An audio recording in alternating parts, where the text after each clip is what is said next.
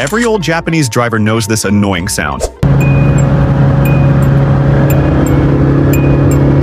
That's the speed chime, and its main purpose was to annoy speeding drivers to slow down. Back in the 90s, many Japanese vehicles came with a built-in speed chime that started dinging once you hit 65 miles per hour. Why 65? Because the national speed limit was 60, and you were given a 5-mile tolerance for whatever shenanigans you were up to. This was a cheeky but clever way to rage bait drivers into slowing down to stop hearing the ding, and you could have found it in tons of JDM cars like Skylines and Supras.